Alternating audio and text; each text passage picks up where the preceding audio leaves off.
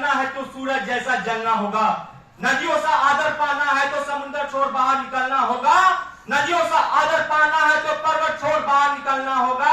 हम भारत माँ के बेटे, हम क्यों सोचे राह इतना आसान होगा, वक्त जरूर लगेगा लेकिन संघर्ष जरूर सफल होगा। नमस्कार बागी बलिया, मैं गौरव सिंह और यहाँ पे उपस्थित मंचा सिंह एवं नौजवान युवा जन साथियों, सबका मेरा सादर प्रणाम। आज का जो विषय बना हुआ है, एक देश एक चुनाव, यह कोई आज का मसला नहीं।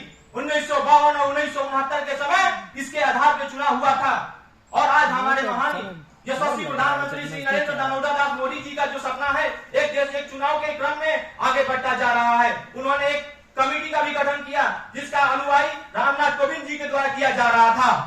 इसके द्वारा हमारे देश के सभी लोगों को यह जानना जरूरी है कि जब चुनाव अलग अलग प्रकार से होते हैं, अलग अलग क्रम में होते हैं, तो हमारे देश की अर्थव्यवस्था, यहाँ के रहने वाले कर्मचारी और समस्त लोग बाधित होते हैं। इससे हमारे देश पर बहुत प्रभाव पड़ता है और यहाँ के लोगों को यह भी ज्ञात होना चाहिए और हमारे साथ में पक्ष में व्यक्त में बैठे हुए सत्ता पक्षधारियों को भी इस बात को ज्ञान रखना होना चाहिए। साथियों, हमें इस विषय का विचार करना चाहिए क्योंकि हमें राष्ट्र हित के विषय का विचार करना है, ना कि अपने स्वार्थ हित के बारे में। अगर हम स्वयं के बारे में सोचेंगे, ना कि राष्ट्र हित के बारे में सोचेंगे, तो हमारा भारत विकसित भारत नहीं बनने वाला है। विकसित भारत बनाने के लिए इसका दायित्व एक एक व्यक्ति का है, एक एक नौजवान का है, एक एक व्यक्ति का है। और अपने नौजवान हर साथियों का अनुरोध है कि अपने घर में, अपने परिवार में सबको इस निगेटिव धारणाओं से दूर करें, इसके बारे में जानकारी दें और उन्हें परिचित करें कि एक देश एक चुनाव कोई आज का मसला नहीं, यह 1952 से 1969 के समय तक कराया जा चुका है।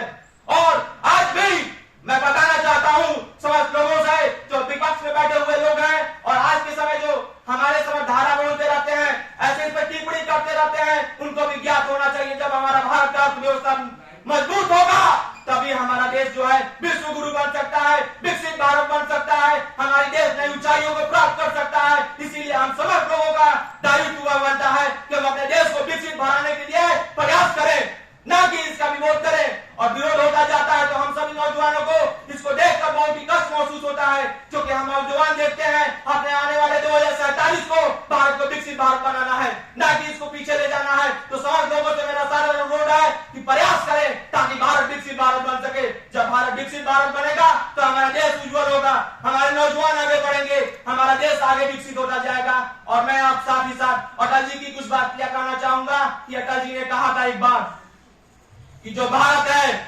भारत कोई जीता जागता एक भूमि का टुकड़ा नहीं, भारत कोई जीता जागता भूमि का टुकड़ा नहीं, भारत कोई जीता जागता भूमि का टुकड़ा नहीं, यह एक राष्ट्रहित है, यह राष्ट्रहित है, यह वंदन की धरती है, यह अभिनंदन की धरती है, यह अर्पण की भूमि है, यह तर्पण की भूमि है। इसकी नदी नदी हमारे लिए गंगा है, इसका कंकर कंकर हमारे लिए शंकर है। हम जिएंगे तो इस भारत के लिए और मरेंगे तो इस भारत के लिए।